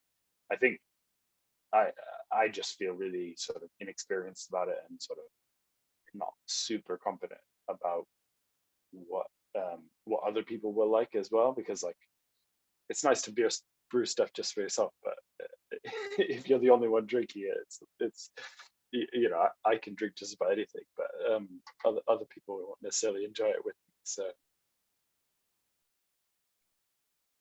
yeah, I mean, for me, it's like going into it as a group and doing it. That's the most interesting thing, because if one of us was doing it, it would be interesting, but with a group of us doing it, it opens up a lot of possibilities. I've got quite a lot of mixed fermentation sours going. I've got 5 vessels that are permanently dedicated to mixed ferm, 2 of them lambic only, 2 Soleras and the barrel. And then sometimes when I top some off, I put them in like a 1 gallon, keep them aside. And I usually just leave them all stand during the winter, and then in the summer they all wake up again because it's all out in the garage. So I only really start moving things in the summer. And I was looking, and I had about 11 different beers of all sorts, and I don't even know what they are anymore. So I have to taste, and what I often do is blend, and I try to make goes every year. And I found that quite interesting, especially the first time I did it, in that I took all the samples and I put them out in front of me, and sort of made notes of what each one tastes like, and then tried different blending of each one. What does that taste like, and so on, and then decided on the blend, or decided on 2 different blends, made 2 different gozes, and then the final beer was totally different. The fact is that when you carbonate a beer, because the goza is highly carbonated, it's the aromas coming out are very different to what you're smelling when it's flat. So that's one of the interesting things I've found with blending sours and so on. But it gets out of hand. Like, I didn't join the Old Ale, Gales Old Ale, just because I've got too much going at the moment anyway. So sorry about that. But I was thinking maybe towards the end of the summer, I'll have a whole lot of mixtures of lambics. I could maybe bring like a liter of each, and we can, I don't know if that'll be enough, but maybe put it to everyone in the club and say, here's a bit of each table, make your own blend, and we can talk about it. I probably don't have enough of each to make a full blend of something, but it could be interesting if someone's interested. I know Serge has quite a few lambics going as well, or anyone has any mixed firm. We can all just bring them all together and maybe come up with a blend, or just to do some blending and see what it's like. Because when it comes to mixed firm, when there's Brett's and PDO and lacto all together, you're not really worried about sanitation, and you can drink it flat. I mean, lambic is flat anyway. So it's like dealing with finished beer almost. It's an interesting exercise. It's not always good. Some of the beer is really crappy, but that's part of what it is. I saw, James, you said a yes. And so I thought, yeah, maybe towards the end of the summer, we could do something like that. Sounds great. If they're anything like the things you brought to BrewCon, I'm well up for that. Those were delicious. Right. It just reminded me actually of in my early days of brewing, when I didn't really know hops, I brewed, I think it was 4 single hop beers, and then blended those in various combinations and proportions to see which combinations might work. I think at that point, I kind of assumed that if I blended these, I'd have a recipe for a beer that used those hops in those proportions, and it would kind of produce something the same. It doesn't, of course, but it was still an interesting experiment. And the thing that kind of stood out for me was that I scored them all those kind of blended beers, only a very simple scoring. It was just 0 to 5, and it was just how much I liked it, nothing more than that. And the ones that won all had 3 hops. Everything that had 1 or 2 hops scored lower than the things that had 3 hops. And by the time I got to 4 hops, that also scored lower than 3. But 3 seemed to be the optimum. I've no idea whether there's a rule there, but it's just, you just reminded me as you're talking about blending beers, I did that some time ago. Yeah, taste is a strange thing. You taste one thing and you think it's nice, and you another one is nice. And when you put them together, they might clash, or the one dominates, or you find that your taste buds, they can't compute both at the same time. Yeah, it's a strange thing. Yeah. I did have this idea a little while back that I sort of started doing it, and then I realized that I couldn't actually create beer quick enough. But it was to kind of have like a pale ale Solera, where you start off with one pale ale in a keg and you start drinking it, and then you brew another one, then you put a mix part of that batch then into the existing keg, and you just keep drinking it, and then so you've got a pale ale on permanently on tap with an ever-changing profile. But yeah, I couldn't brew the beer quick enough, basically, to keep up with the idea. But I mean, it's still something that's in the back of my mind that could be done if you wanted to. Couldn't brew it fast enough, or couldn't drink it fast enough? Well, I mean, I didn't have the time to actually brew the beer. And I mean, probably now I probably could actually do that, but at that time I couldn't. On that note, one of the things I was thinking about was about like so obviously sour styles, they kind of benefit from self-inoculation. Isn't the same also true of saisons? I was thinking of like doing a similar thing to a sort of Solera technique type of thing, or kind of cascading fermentation with saisons, and kind of doing that to sort of build up the complexity. Maybe add, drink a nice saison, maybe add the dregs from that to the fermentation or something like that. Like just build it up in different ways over a course of time. Is that a thing that other people have done? That's more, I guess, the yeast character, really, isn't it? So you're saying more for fermentation or for? Yeah, fermentation. So sorry, this is taking us off topic, but it was sort of tangent on the idea of this sort of successive souring, but doing it in the successive. Because I mean, also some saisons do have some sourness to them, or some brett character, things like that. Although that's not as dominant, probably, those styles, right? I know you get like Burning Sky mixed saison with lambic that they buy, and that's really good. I mean, taste-wise, I think that's a great idea.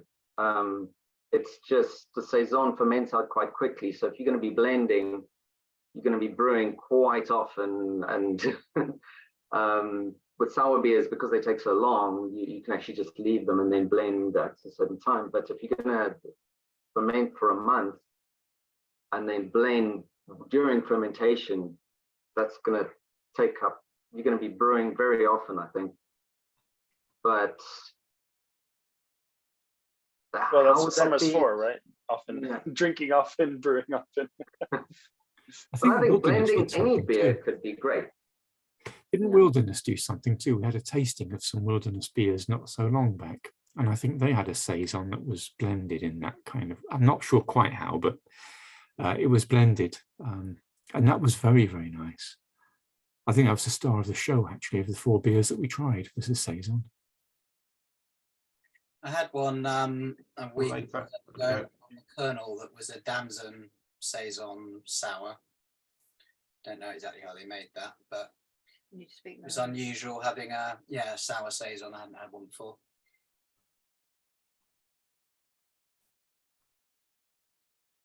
Need to have a group trip to the Kernel.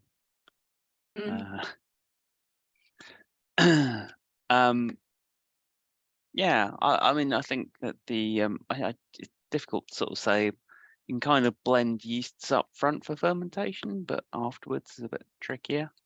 Not to say you couldn't do it, but again, like you can kind of throw some Brett dregs into something and it will have some kind of effect. If you're going to blend while bottling, then the higher attenuation yeast is going to take over, and you might end up with a bottle bomb or something like that. Be very careful if you're going to do that. Brett as well. Yeah, I've got a mixed firm going on. Well, it started off as a blend at the moment, that from a beer that Jacques gave me last year, his Aged Reality. Now I can't remember off the top of my head what it's got in it. Perhaps Jacques would care to remind us. Yeah, so I had a whole lot of really old beers with me. Some of them, I don't know if you remember when Brewdog started out, they had these special editions from back more than 10 years ago. So at some point I thought, okay, I should start drinking them. And I had about 3, and they all tasted the same. The quad tasted the same as the Imperial Stout, like big sherry, really oxidized. And I just thought, I kept them too long. What's the point? I've got like 6 or 7 bottles of these really old beers. What can you do with them? So I decided to open them all up and chuck them all in a gallon batch, but that didn't fill it all up. So I took some of my own homebrew and some of them lambics. So there's PDO and Brett in there, and then kept this 1 gallon and just kept that for another year. So you have this sort of sourness mixed with this sherry oxidized flavor, which I didn't really like, so I bottled it and I brought some in, and I think we had it around the table, and I gave a bottle to you, Ken. Yeah, it was an sort of- experiment, but we blended it at the table because I had some old. And it wasn't at the table I blended it. We blended it at the table with a stout or something, and I thought, oh, that kind of works. The flavors work when you blend it.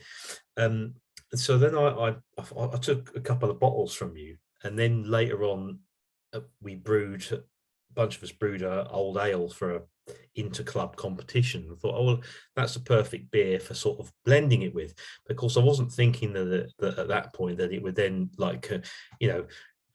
re-ferment that beer and completely change the character of it. So after about 8 months, I realized, and I took the gravity reading. Well, I didn't take the gravity reading first. I tasted it and I was like, bloody hell, that's dry. And then I took gravity reading it, and it was on 1.000. So whatever was in there has just like absolutely obliterated what was in my old ale. But I posted about this on Slack last week. So the problem was that my old ale, being an old ale, it had a certain level of bitterness to it, which is like about 40 odd IBU. So I've now got a beer which is sour and bitter, which is not brilliant, really. So needed to do something with that. So, the last time I brewed, or 2 weeks ago, I took some of the wort from one of the beers, and I deliberately left this unhopped so that I could just basically add it, and I stuck it in, and nothing seemed to happen for days and days and days. I thought, oh, I wonder if whatever was in that initial batch is now conked out for good. But after about 10 days or so, it just suddenly things just sort of started happening, because it's in a demijohn. I can sort of see what's going on. It's put this like funny ring of almost like a krausen was forming, but there were no bubbles coming up from, I couldn't see. And I had an airlock on it, and I couldn't hear any, couldn't see any air coming out of it, hear any air coming out of it. It's really weird, but it has definitely kicked off again, and it's still doing it now. So I'll have to get myself another barrel to put that one in. I suspect what's happened there is in the original mix. So both Brett and PDO, they're not really alcohol tolerant. At around 10%, both of them really go to sleep. The Brett will start taking over, but really slower. But the PDO will not really sour a beer above 10, 11%. And that the original one was probably 10, 11, I think. So once you put the blend into a low alcohol beer, if it's below 10%, all of that Brett and PDO is going to wake up. And I think it's just ate all the sugars that are in there. So I think that's what's happened. Yeah, that sounds like it, because I mean the beer that I put it in was probably around more like 6%. Yeah, so if that's the PDO's been in there and it's just been dormant, and now it's like woken up and gone, oh look, there's stuff to eat here, nom nom nom nom nom, and just eaten through the lot. And interestingly, I tried to back sweeten it then by using some xylitol, and that didn't get touched at all by whatever was in there. So that's interesting. So that stuff is definitely resistant to quite a lot of things which would eat all kinds of sugars. That's really good to know. I've been looking for a sugar that that Brett can't eat. Yeah. Yeah, PDO is a funny one. It'll do nothing for 6 months, and then when it wakes up, it'll sour your beer, like it'll take the skin of your teeth. That's it's and like then when that. it's going, it won't stop. It's really crazy. That's why a lot of beers, people will have a beer that's great, and then after 6 months, it'll just turn, and that's PDO.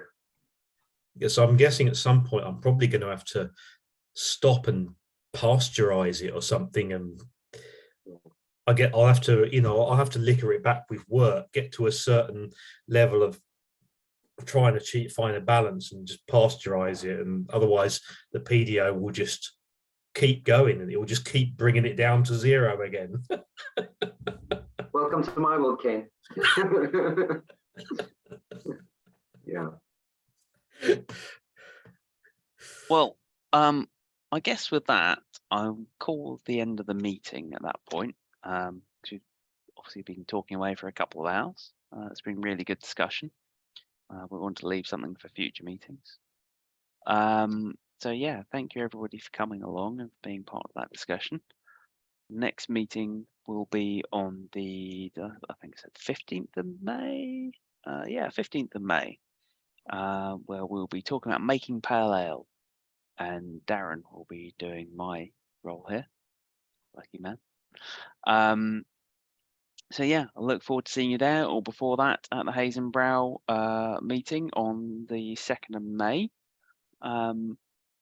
Yeah, and that's it really. Otherwise, please feel free to stay around and chat away a bit longer if you want to.